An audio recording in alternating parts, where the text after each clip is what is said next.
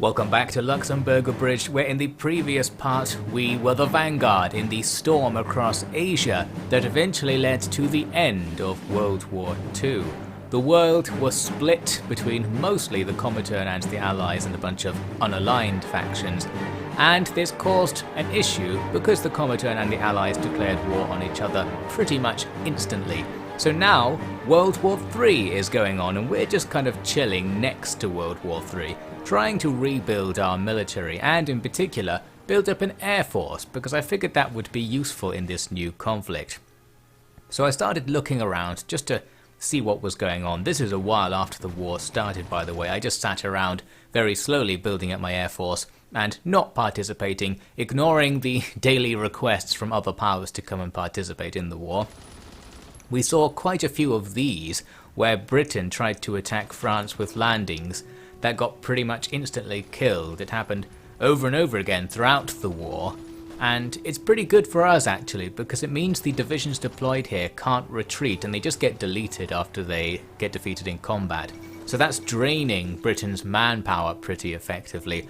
There's also an endless hell war going on between the Netherlands and the entire Comintern, because the Netherlands have too many troops to actually be pushed back, so they're just fighting forever. We'll see more of that later.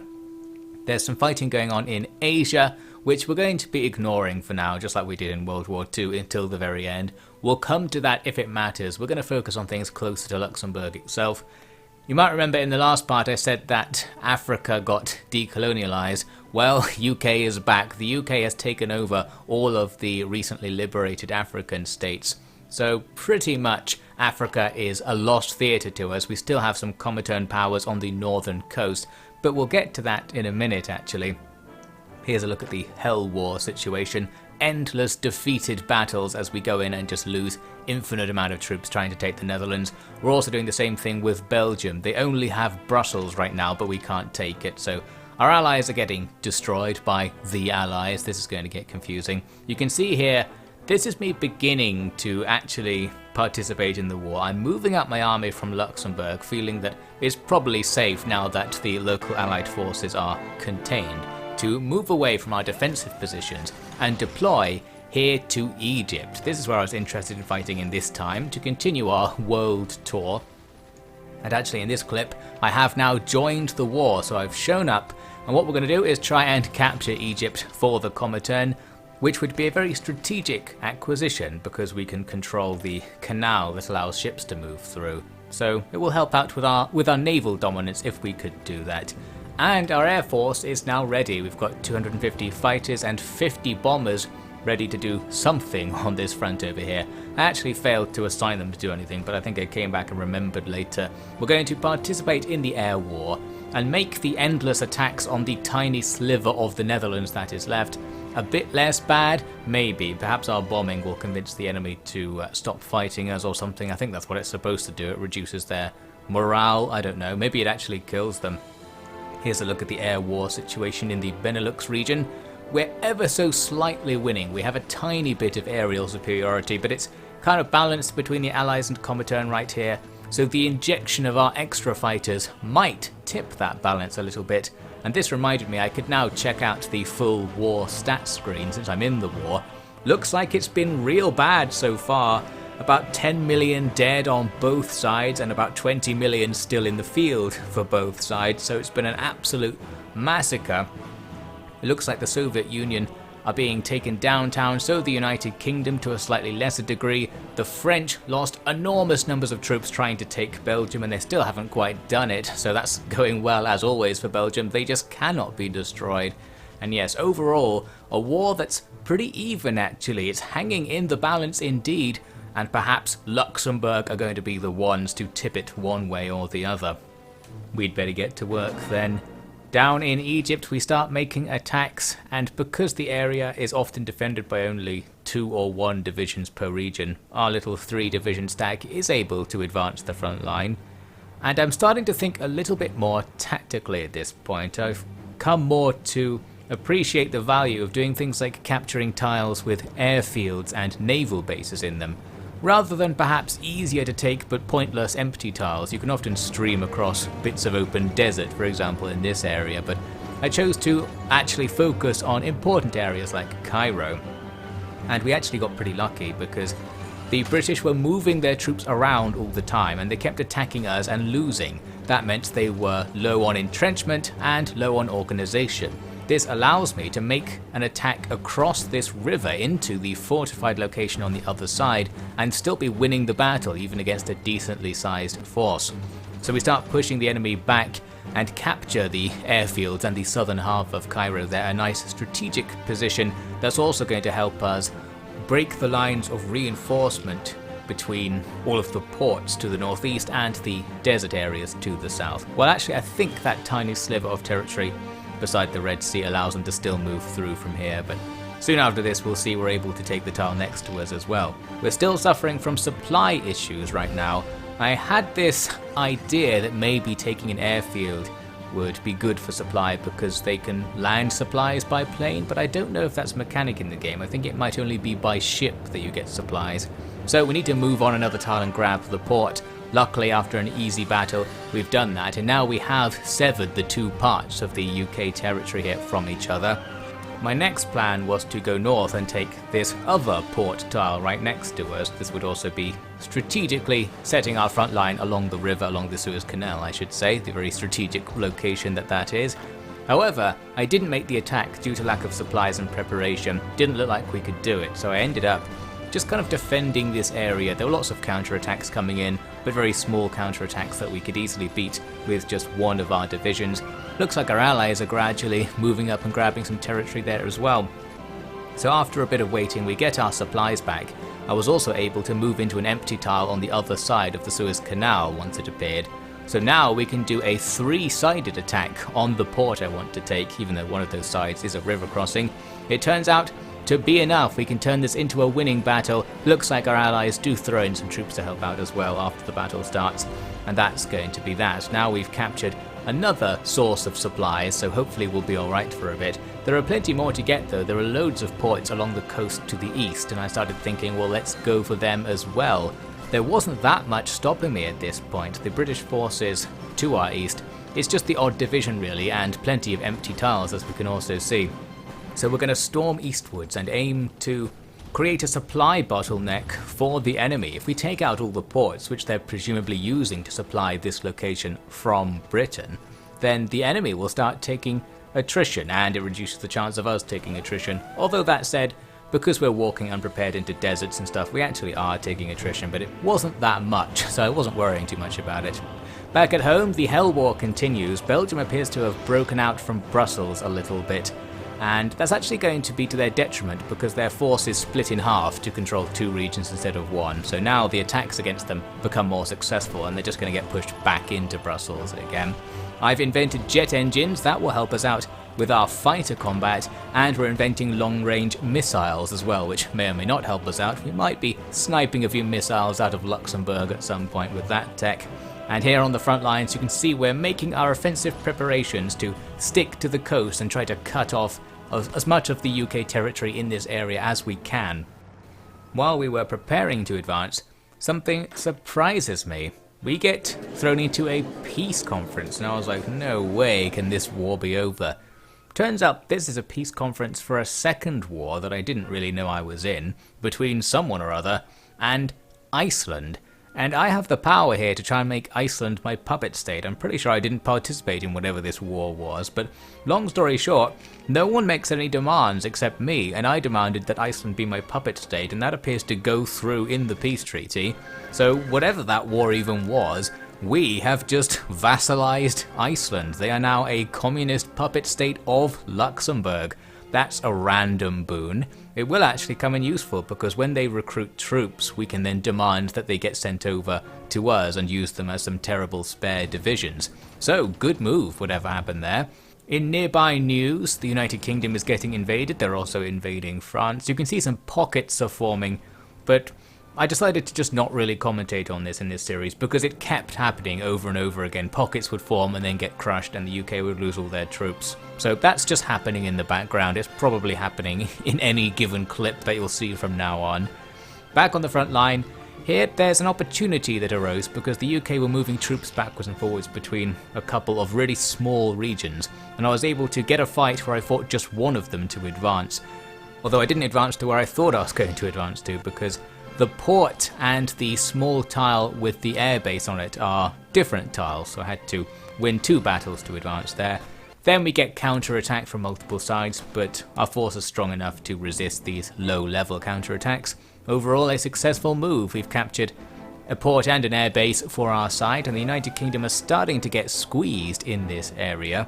We need, though, to keep going. There's another port right next to us and a city, so I ended up ploughing in there and winning an easy victory as well.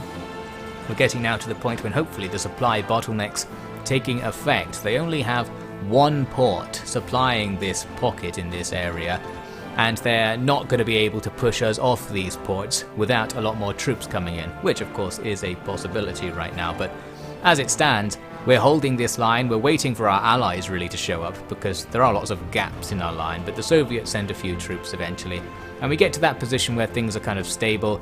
Looking back to France, still a battle going on for that pocket there, not much happening. Looks like the Soviets are getting serious about invading the United Kingdom. We're seeing some actual winning battles there, which is nice. Now we come to Belgium. Belgium still holds on because our troops just can't take Brussels. However, we have been building nuclear bombs recently, and we now have enough air superiority in the region to be allowed to nuke people. So I thought, well, we can just nuke Brussels right now and try to end this war. I was a bit worried about this though. I was like, is this going to kill all of my allies around Brussels as well? How big is the explosion? Is there going to be a fallout zone that causes issues?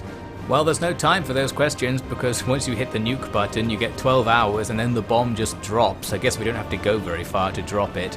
So Belgium is all of a sudden in big trouble, and I just kind of waited to see how much of a kerfuffle this was going to cause. Boom, there it goes. Looks like strategically it did the job. Belgium loses more than half of its army in the explosion. As for civilian casualties, probably uncountable. Luckily, this game does not care about civilian casualties in any way. They're not even registered anywhere. So let's just say there were 0 civilian casualties. We nuked military targets only in Brussels. And there we go. Now the situation is a bit better for our allies. We need them to actually take advantage of it, of course. Luckily, they do. And Belgium gets taken out pretty much instantly by this attack. They capitulate, and that's the end of that little bit of the war, which is great because it will free up a massive number of Comintern divisions to go do something else, like die in the hell invasion of the Netherlands. While I was looking at that, I actually got a bit cut off down on our battlefront, but we're cut off in a pocket that's really well supplied with those 2 docks and a city, so we're not really cut off any more than would be cut off to be on the Egypt side of that little border the UK have created. So that's fine. We just sit here still unable to be dislodged. We finally get a bit of press attention for nuking Brussels. Took a while, but somebody noticed we did that, so the atomic age has begun. I thought there might be some kind of political ramifications for starting a nuclear war, but not really. It seems to be okay, perhaps because there were 0 civilian casualties. So that's that. Hopefully the front lines up there will be shortened and will go better for us, but we're going to focus now on a campaign to move south towards the other port in this area. Now I was watching carefully because the troops defending the region just to the east of these guys I have selected are moving away, so all I need to do is walk in just when they finish walking out and we can move in without fighting them. There's the moment. The thing is, the port isn't actually attached to that region. I figured once I take the region I'm moving into now, we'll have the enemy's supplies completely cut off. But the port down there is actually attached to the region to the right of it. It's just kind of hard to tell because everything's very close together. So what ended up happening is I captured that territory and then did nothing, thinking, haha, the enemy's organization will disappear if I just wait, and then we can sweep forwards and kill them. But because I hadn't actually taken the port, as it turns out, that didn't happen. For all I know, they're being supplied from somewhere in the east as well. I didn't really check very hard, but that's why I just stopped doing anything. Plus the opportunities aren't all that good at this stage anyway. So I waited to see if the enemy would die or surrender or something. Turns out they didn't. And while I was waiting around, I decided to eventually take a look back home and see what's going on. What's going on is actually pretty good. The invasion of the United Kingdom, which I just completely sort of discarded out of hand when I saw it happening, just thinking, well, that'll fail. It's actually going okay. A little pocket's been created around Essex, and southern Wales has been very heavily occupied by the Soviets, and we're seeing lots of successful battles. Looks like they're pushing across into England now. So yeah, the United Kingdom's going to be losing some industrial capacity right now at the very least, and the UK is the main enemy in the war. The main war is between the Soviet Union and the United Kingdom's global empires. So this is what we like to see. I'm not sure if we as Luxembourg can claim credit for this one, but maybe we will. I'm sure our new King of Brussels actually did advance the cause a little bit by freeing up lots of troops. I do help out as well by sending my air force to fight in the southern England theatre, so that probably did something. And as you can see, the advance continues. England begins to fall as a pocket is forming around London. Obviously, as the pocket closes, the strength of the divisions on each tile are going to increase, so it's harder and harder to advance. Same deal back on our front line. Things have kind of stalemated now. Everybody started entrenching and there are no easy opportunities to push forward. Here's a look at the aerial superiority situation in southern England. It's balanced for a second, then jumps in our favour all of a sudden. Not quite sure what's going on, but when it jumped up there to like 80% superiority, this does take us over the 75% aerial superiority that you need to nuke people. And after discovering how simple it was to nuke people, I was like, well, maybe we can help out again. London is being heavily defended. It's got level 10 fortification and a bunch of divisions on top of it. And I thought we might as well pop over here and see if we can clear things up a bit. This also may have the impact of causing the UK's morale to lower as London disappears. So we order the nuclear strike. Then I pop back over here to do some more micro on the front line. You can see we actually got pushed back a little bit because my allies walked off. The reason they walked off will become clear in a second. They're starting to come back now. But we need to quickly pop back over to London and take a look at that atomic blast. It wasn't as decisive as the Belgium one because they didn't have quite so much concentrated in that one region. But it's a political statement. Luxembourg will nuke you. I don't care if it's the capital of a gigantic enemy faction. We're going to make ourselves known and get Luxembourg on the map. A little bit of bad news on the side. This one division is gradually conquering all of my Hainan Island territories, and there's nothing we can do about that, unfortunately, so we just lose our base in Asia. Not that we were using it for anything. Here's why things started going poorly in our Middle Eastern campaign.